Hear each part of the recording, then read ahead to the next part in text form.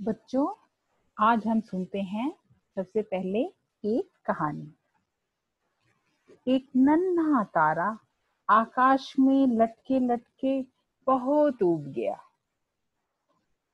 उसने सोचा कि क्यों ना कुछ दिन पृथ्वी पर बिताया जाए। उसने यह बात अपने साथियों से बताई। उसके बहुत सारे तारे उसके साथी थे, उनसे बताई। तो उसके मित्र भी पृथ्वी पर जाने के लिए तैयार हो गए। सभी तारे खुशी खुशी पृथ्वी की ओर चल दिए। पृथ्वी पर पहुंचकर उन्होंने देखा एक विद्यालय जहां बच्चे खेल रहे थे। वे सभी तारे उन बच्चों का रूप धरकर उन बच्चों में शामिल हो गए और कक्षा में जाकर पढ़ने लगे। कक्षा में पढ़ाया जा रहा था सर्वनाम।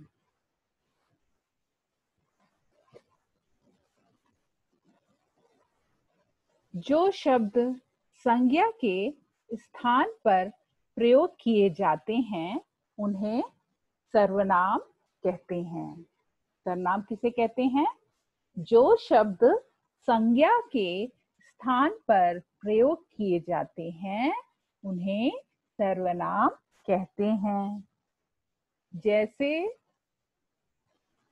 वह, वे,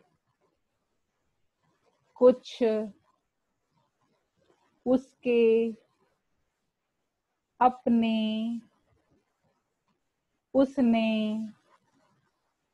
ये सारे शब्द आपने अभी कहानी में तारे या तारों के लिए या नन्हे तारा के लिए प्रयोग किए गए। तारा और तारे क्या है? संज्ञा शब्द। और ये वह, वे, कुछ, उसके, अपने, उसने, ये सारे शब्द कहानी में थे। किनके लिए प्रयोग किए गए? तारा और तारों के लिए। तो तारा और तारे संज्ञा शब्द हैं और ये इन तारा और तारों के लिए ये सारे शब्द प्रयोग किए गए। वे, वह, कुछ, उसके, अपने, आपने कहानी में देखा था। और परिभाषा आपने जानी कि संज्ञा के स्थान पर प्रयोग किए जाने वाले शब्द सर्वनाम कहलाते हैं, या जो शब्द संज्ञा के स्थान पर प्रयोग किए जाते हैं उन्हें सर्वनाम कहते हैं। आगे देखते हैं। सर्वनाम के 6 भेद होते हैं। भेद यानी प्रकार। पहला, पुरुषवाचक सर्वनाम, निश्चयवाचक सर्वनाम, अनिश्चयवाचक सर्वनाम, निजवाचक सर्वनाम, प्रश्नवाचक सर्वनाम और संबंधवाचक सर्वनाम। ये सर्वनाम के 6 भेद हैं।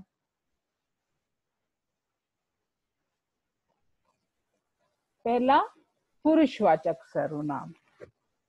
पुरुषवाचक सर्वनाम बोलने वाले, सुनने वाले तथा जिनके बारे में बात हो रही है उनके लिए प्रयोग किए जाते हैं।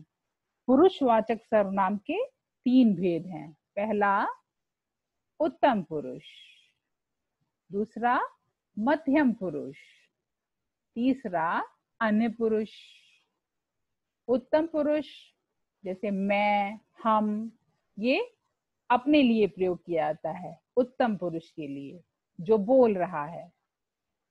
मध्यम पुरुष में तुम लोग, जिससे हम बोल रहे हैं, जिससे बातें कर रहे हैं, उसके लिए तुम लोग। हम लोग बोलते हैं ना, आप अपने मित्र से बोल रहे हैं, मैं, हम अपने लिए प्रयोग करते हो, और किसी मित्र से बात कर रहे हो तो तुम लोग कहते हो, वो मध्यम पुरुष हो गया। और जिसके बारे में बात कर रहे होते हैं, वह, वे, यानी वे मित्र, वह मित्र, किसी के बारे में आप बात कर रहे हैं तो वो अन्य पुरुष। तो पुरुषवाचक सर्वनाम 3 तरह से हो गया, उत्तम पुरुष, मध्यम पुरुष, अन्य पुरुष। सर्वनाम शब्द हैं उत्तम पुरुष के मैं, हम, मध्यम पुरुष के तुम लोग, और अन्य पुरुष के वह, वे। इसके अलावा भी बहुत सारे आपके पुस्तक में दिए गए हैं ये पुरुषवाचक सर्वनाम शब्द। निश्चयवाचक या संकेतवाचक सर्वनाम। इस सर्वनाम को दो नाम से पुकारते हैं, निश्चयवाचक या संकेतवाचक। यानी किसी चीज में अगर हमें निश्चित हो, जिस सर्वनाम से हम किसी दूर या पास की वस्तु या व्यक्ति के बारे में हम बताएं, वो निश्चयवाचक या संकेतवाचक सर्वनाम हो गया। निश्चय यानी हमें उस किसी वस्तु या व्यक्ति के बारे में निश्चय ज्ञान हो, हमें पूर्ण रूप से पता हो, कंफर्म हो। जैसे दूर की वस्तु के लिए हम कहें वह तारा। अब हम इसको इंडिकेट करते हैं, इशारा करते हैं, संकेत करते हैं, इसीलिए इसको संकेतवाचक सर्वनाम भी कहा जाता है, क्योंकि हम संकेत करते हैं वह तारा। इसमें वह जो है निश्चयवाचक सर्वनाम या संकेतवाचक सर्वनाम हो गया। और एक पहचान और है पुरुषवाचक वह और निश्चयवाचक वह सर्वनाम में, कि पुरुषवाचक वह सर्वनाम जो है, पुरुषवाचक में उत्तम पुरुष में जो वह सर्वनाम है वो संज्ञा के स्थान पे प्रयोग होता है, लेकिन निश्चयवाचक सर्वनाम संज्ञा के साथ प्रयोग है। जैसे वह तारा, वह पुस्तक, ठीक है, वह लड़की, तो संज्ञा के साथ साथ प्रयोग किया गया है।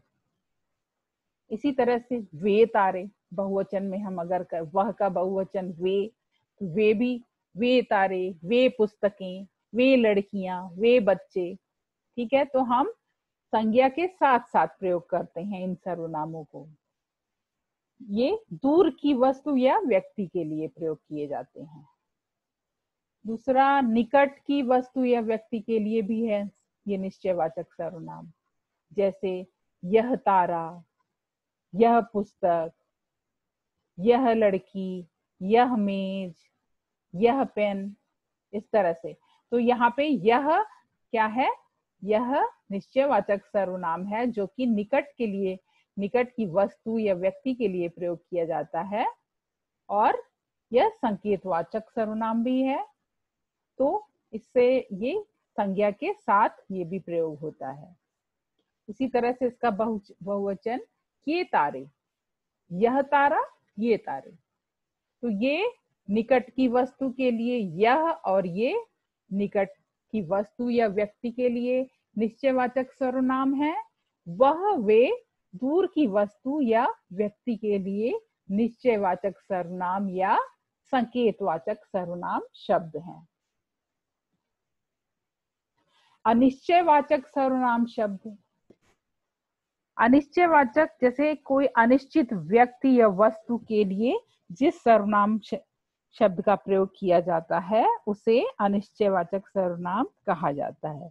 जैसे हम किसी वस्तु या व्यक्ति के बारे में अनिश्चित हो, हमें पता न हो कि कौन है, तो कैसे, जैसे कोई लड़की खेल रही है, अब हम अनिश्चित है, हमें पता नहीं है कि कौन लड़की है, कोई लड़की खेल रही है, तो इसमें जो कोई शब्द है ये अनिश्चयवाचक सर्वनाम का शब्द हुआ। कोई लड़की खेल रही है, कोई बाहर खड़ा है, कोई अंदर आया, तो ये सब कोई जो है ये अनिश्चय है, हमें पता नहीं है कौन व्यक्ति, कौन सी वस्तु, तो ये अनिश्चयवाचक सर्वनाम का शब्द है। इसी तरह से कुछ बच्चे स्कूल जा रहे हैं, अब हमें पता नहीं है कौन कौन बच्चे, कुछ बच्चे, हमने देखा बाहर कि कुछ बच्चे स्कूल जा रहे हैं, तो ये जो कुछ शब्द है ये भी अनिश्चयवाचक सर्वनाम है। कुछ बच्चे स्कूल जा रहे हैं। इसी तरह से हम कहें दूध में कुछ पड़ा है, तो हमें पता नहीं है, हम अनिश्चित हैं कि दूध में क्या पड़ा है, तो हम क्या बोलते हैं, दूध में कुछ पड़ा है। तो ये कुछ और कोई अनिश्चयवाचक सर्वनाम के शब्द हैं। प्रश्नवाचक सर्वनाम। प्रश्नवाचक सर्वनाम, जिस सर्वनाम का प्रयोग प्रश्न पूछने के लिए किया जाए उसे प्रश्नवाचक सर्वनाम कहते हैं। जैसे यह लड़की कौन है। अब यहाँ पे हमने प्रश्न किया यह लड़की कौन है। ये कौन जो है प्रश्नवाचक शब्द हुआ, तो ये प्रश्नवाचक शब्द होने के साथ साथ ये प्रश्नवाचक सर्वनाम है, क्योंकि ये हम लड़की के लिए प्रयोग कर रहे हैं। ये लड़की कौन है, और ये कौन की जगह अगर हमें इसका पता चल जाए उत्तर, यह लड़की, हम जैसे कहें यह लड़की मोना है, तो मोना क्या हुआ, संज्ञा हो गया, तो संज्ञा के स्थान पे प्रयोग हो गया, कौन की जगह मोना आ गई। अगर हम पूछते हैं ये लड़की कौन है, तो कौन शब्द प्रश्नवाचक सर्वनाम हुआ। समझ में आया। इसी तरह से हम कहें यह लड़की क्या खेल रही है। अब हम प्रश्न करें यह लड़की क्या खेल रही है, इसमें क्या शब्द भी प्रश्नवाचक सर्वनाम का शब्द हुआ। क्या अगर हम गुब्बारे की, यहाँ पे हम कहें लड़की गुब्बारा खेल रही है, तो क्या के स्थान पे क्या आ गया, गुब्बारा, यानी गुब्बारे के स्थान पे क्या, संज्ञा के स्थान पे प्रयोग हुआ क्या, तो ये क्या भी जो है प्रश्नवाचक सर्वनाम शब्द है। मोटे रूप से आप ये समझ लीजिए कि जिन शब्दों से हम प्रश्न पूछते हैं, कौन, क्या, कहाँ, कब, ये सारे प्रश्नवाचक सर्वनाम के शब्द हैं। आगे देखते हैं, ये बच्चे कहाँ जा रहे हैं। अब इसमें हमें निश्चित नहीं है, हमें पता नहीं है कि बच्चे कहाँ जा रहे हैं। हम प्रश्न करते हैं ये बच्चे कहाँ जा रहे हैं, तो ये कहाँ जो है ये प्रश्नवाचक सर्वनाम का शब्द है। यहाँ पे देखिए, ध्यान रखिए, इसमें प्रश्नवाचक शब्द भी रहेगा और प्रश्नवाचक चिन्ह भी लगा रहेगा वाक्य में, ये इसकी पहचान है। अगला है, ये बच्चे क्यों जा रहे हैं। अब हम प्रश्न अगला करते हैं, ये बच्चे क्यों जा रहे हैं। ये क्यों शब्द भी प्रश्नवाचक सर्वनाम है। तो कौन, क्या, कहाँ, क्यों, कब, कैसे, ये सारे शब्द प्रश्नवाचक सर्वनाम के शब्द हैं। आगे निजवाचक सर्वनाम, जो सर्वनाम बात करने वाले के लिए प्रयोग होते हैं, यानी स्वयं के लिए, अपने लिए, उत्तम पुरुष के लिए, आप अपने लिए जिन सर्वनाम शब्दों का प्रयोग करते हैं वे निजवाचक सर्वनाम होते हैं। जैसे सब अपने आप पढ़ो, अगर हम किसी से कह रहे हैं सब अपने आप पढ़ो, या खुद पढ़ो, या स्वयं पढ़ो, तो ये शब्द निजवाचक है, अपने आप पढ़ो। या आप कहें कि मैं अपने आप पढ़ता हूं, तो जो अपने आप शब्द आपने अपने लिए प्रयोग किया, तो वो निजवाचक सर्वनाम हो गया। निज माने होता है पर्सनल, अपना। अगला देखें, उत्तर स्वयं लिखो। अब यहाँ पे स्वयं शब्द भी निजवाचक सर्वनाम आ गया। जैसे आप कहें कि मैंने अपने उत्तर स्वयं लिखे हैं, या मैं स्वयं पढ़ता हूं, मैं अपना काम स्वयं करता हूं, मैं खुद अपना काम करता हूं। तो इसमें अपने आप, स्वयं, खुद, ये सारे शब्द कौन से सर्वनाम हुए, निजवाचक सर्वनाम के शब्द हो गए। अगला है संबंधवाचक सर्वनाम, जो सर्वनाम वाक्य में किसी दूसरे सर्वनाम से संबंध सूचित करता है उसे संबंधवाचक सर्वनाम कहते हैं। जैसे जो पढ़ेगा सो जानेगा, इसमें जो सर्वनाम शब्द है और सो सर्वनाम शब्द है। तो जो है पढ़ेगा और सो जानेगा, ये पढ़ेगा और जानेगा को जोड़ते हैं, कौन से संबंध बताते हैं शब्द जो और सो, ये हमेशा जोड़े में प्रयोग किए जाते हैं और ये संबंध बताते हैं एक दूसरे से। जो पढ़ेगा सो जानेगा, तो जो सो संबंधवाचक सर्वनाम शब्द है। इसी तरह से जो जवाब देगा वह इनाम पाएगा। अब यहाँ पे भी जवाब देगा और इनाम पाएगा को दो सर्वनाम शब्द जोड़ रहे हैं, जो और वह। तो यहाँ जो जवाब देगा वह इनाम पाएगा, जो और वह ये संबंधवाचक सर्वनाम हुए।